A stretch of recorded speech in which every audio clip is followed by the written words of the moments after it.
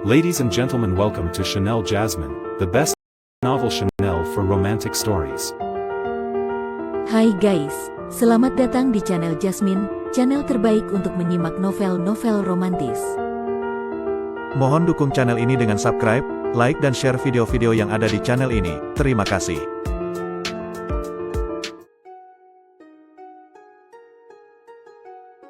Perintah Kaisar Naga bab 4869-4870. Kau dengar tidak? Iblis kegelapan bertanya dengan dingin. Dengar, dengar. Ming Tian mengangguk berulang kali, lalu menoleh ke arah putranya sendiri.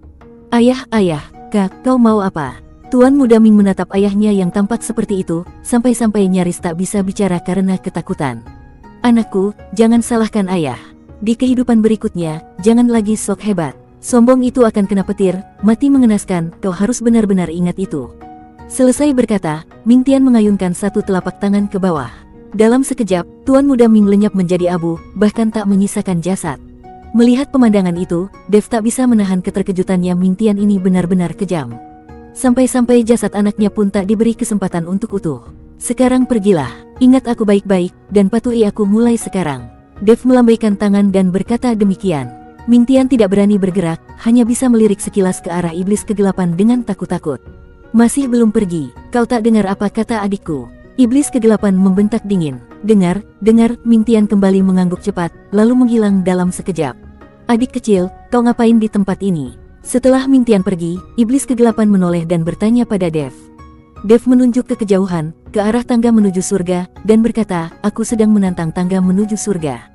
Kalau berhasil melewati 9 tingkat tangga, aku bisa naik ke dunia surga. Iblis kegelapan melirik ke arah tangga itu, lalu berkata, mau kuperiksa siapa tolol yang bikin benda ini. Main-main dengan para semut dari dunia surga macam ini. Tidak perlu, aku merasa tangga ini lumayan bagus. Meskipun tak sampai pada tahap bisa terbang naik, lewat tangga ini pun tetap bisa ke dunia surga. Dev menggelengkan kepalanya. Baiklah, kalau kau memang ingin berlatih, ya latihlah dirimu sendiri, kata iblis kegelapan. Senior, Anda mau kemana? Tanya Dev. Aku harus bersiap-siap. Formasi besar langit dan bumi sebentar lagi akan runtuh. Aku harus bersiap untuk kembali ke dunia surga. Selesai berkata begitu, tubuh iblis kegelapan lenyap dalam sekejap. Sementara itu, di atas tingkat ke-9 tangga menuju surga, sepasang guru dan murid sedang menyaksikan semua yang terjadi di bawah. Guru, ada orang bilang kau tolol. Perlu kutindak dia? Tanya si pemuda. Diam kau, sang guru melotot, lalu melanjutkan, dengar kata gurumu, biarkan Dev lolos dengan mudah. Orang ini, kita tidak bisa main-main dengannya. Pemuda itu hanya terdiam.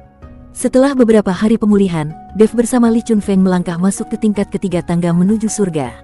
Nan Batian tidak ikut karena lengannya yang remuk harus dipulihkan dan direkonstruksi ulang. Tuan Chen, Anda baru pulih beberapa hari, langsung masuk ke tingkat ketiga seperti ini, saya khawatir akan berbahaya, kata Li Chunfeng mengingatkan. Tak apa, kalau bisa menaklukkan penjaga tingkat ketiga ini, kita akan punya satu bala bantuan lagi. Dev memang berniat menaklukkan para penjaga yang ada di dalam tangga menuju surga. Semakin banyak penjaga yang berhasil ia rekrut, semakin besar pula peluangnya untuk menyelamatkan ketua sekte pandai besi. Begitu Dev dan Li Chunfeng baru saja memasuki tingkat ketiga, mereka langsung melihat sebuah istana besar dan megah berdiri di hadapan mereka. Istana itu menjulang setinggi 100 mil, dan sebuah tangga batu memanjang langsung ke pintu gerbang utamanya. Di sekeliling istana benar-benar kosong, dunia di tingkat ketiga ini seperti dunia yang mati, tanpa kehidupan, hanya istana tunggal itu yang berdiri. Apa ini? Jangan-jangan penjaga tingkat 3 ada di dalam istana itu? Ini sih terlalu mudah ditemukan. Katanya tiap tingkat seperti dunia yang berbeda. Dev menatap istana itu dengan bingung. Aku juga tidak tahu ini kenapa. Li Chunfeng pun tampak kebingungan. Karena dia sendiri belum pernah mencapai tingkat ketiga sebelumnya, dan memang tak punya informasi apapun. Tuan Chen, bagaimanapun juga, saya rasa Anda sebaiknya tetap berhati-hati, kata Li Chunfeng memperingatkan. Dev mengangguk. Tentu saja ia tidak berani meremehkan, karena baik penjaga di tingkat pertama Nan Batian, maupun di tingkat kedua Li Chunfeng, keduanya memiliki kekuatan yang sangat menakutkan. Penjaga tingkat ketiga pasti juga bukan orang lemah. Bahkan Dev sendiri heran, mengapa setiap kali ia menantang tangga menuju surga, para penjaganya seolah-olah seperti sengaja memusuhinya. Padahal, orang seperti Yun Li dan lainnya bahkan sudah bisa mencapai tingkat keempat. Tapi Dev harus mengerahkan segala upaya hanya untuk mencapai tingkat ketiga ini. Dev menggenggam erat pedang pembunuh naga, lalu tiba-tiba menerjang ke arah istana besar itu. Cahaya pedang yang menyilaukan langsung membelah udara, mengarah untuk membelah istana setinggi 10.000 zang itu menjadi dua. Namun, saat Dev baru saja mendekat ke istana itu, tiba-tiba sebuah cahaya keemasan melesat dari dalam istana. Boom! Cahaya pedang milik Dev langsung hancur berantakan, dan tubuhnya seperti terbentur penghalang tak terlihat, terjatuh keras ke tanah. Ingin langsung menaiki tangga batu itu jelas tidak mungkin. Dev tampak sangat terkejut. Harus diketahui bahwa kekuatannya sudah meningkat 2 tingkat, tapi bahkan belum melihat sosok penjaga istana itu saja, dia sudah dipaksa mundur. Menatap istana itu, ekspresi Dev semakin serius. Jika penjaga tingkat ketiga saja sudah sekuat ini, bagaimana dengan penjaga di tingkat-tingkat selanjutnya? Tak ada pilihan lain, Dev hanya bisa melangkah perlahan menaiki tangga batu, satu langkah demi satu langkah menuju ke arah istana. Kali ini, Dev tidak menggunakan kekuatan apapun, tidak mengayunkan pedangnya, bahkan tidak membawa niat permusuhan sedikit pun. Dengan begitu, Dev berhasil mencapai pintu istana tanpa hambatan. Pintu batu yang tebal itu, pada saat ia tiba, perlahan terbuka dengan sendirinya. Dev melangkah masuk ke dalam istana dan mendapati bahwa bagian dalamnya sangat gelap, bagaikan mulut harimau atau jurang maut, menghadirkan rasa takut yang tak dapat dijelaskan. Cuma seorang kultivator di tingkat Mahayana, berani-beraninya menantang tingkat ketiga. Tiba-tiba, dari dalam istana muncul cahaya yang menerangi satu sosok.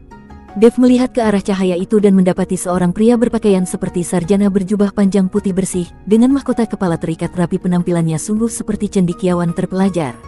Dilihat dari penampilan luar, sama sekali tak tampak seperti sosok ahli hebat. Junior Dev memberi hormat kepada senior. Dev dengan sopan membungkukkan badan dan menyapa. Siapapun yang bisa menjadi penjaga di tempat ini pasti merupakan tokoh dari dunia surga. Menyapanya sebagai senior tidaklah berlebihan. Dengan kekuatanmu yang begini, bisa sampai di tempatku. Penjaga 2 tingkat sebelumnya itu pasti sampah semua, kata si sarjana dengan nada menghina. Di luar istana, Li Chunfeng mendengar perkataan itu dan langsung membuka mulut, meski tak bersuara, ia memaki dengan bentuk bibir.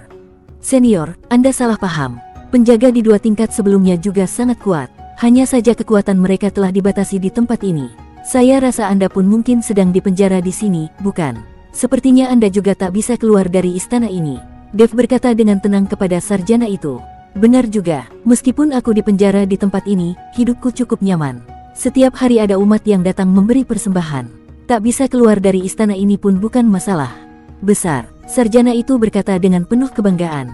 Senior, sepertinya Anda salah paham. Di tingkat 3 ini, rasanya hanya ada istana ini saja.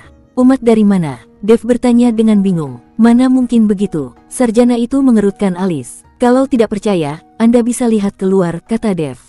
Begitu Dev selesai bicara, seluruh istana tiba-tiba menjadi terang benderang. Sarjana itu melihat keluar dari jendela istana, dan mendapati bahwa di luar hanya ada kabut tebal bagaikan kekacauan purba, tak ada dunia lain, apalagi umat yang datang bersembahyang. Bagaimana bisa begini? Kenapa bisa seperti ini? Wajah sarjana itu berubah drastis, tampak sangat terkejut. Senior, sejak saya memasuki tingkat 3 ini memang keadaannya sudah seperti itu. Saya pun tidak tahu mengapa.